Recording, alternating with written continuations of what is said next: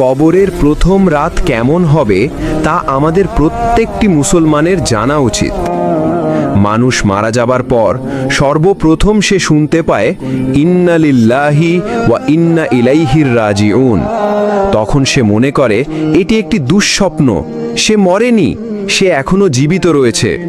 তাই সে তার পরিবারের লোকেদের বলতে থাকে, আমি মরিনি, আমি এখনো জীবিত রয়েছি। কিন্তু আফসোস, কেউ তার ডাক শুনতে পায় না।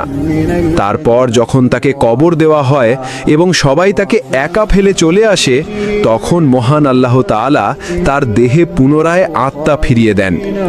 তখন সে ভাবে তার খারাপ স্বপ্ন শেষ হয়ে গেছে, এখন সে ঘুম থেকে জেগে উঠেছে। তাই সে আল্লাহর কাছে কৃতজ্ঞতা আদায় করে।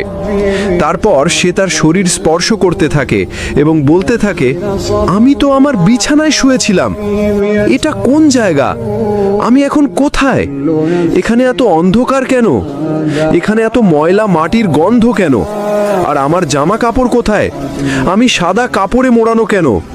তখন তার আর বুঝতে বাকি থাকে না যে সে সত্যিই মারা গেছে।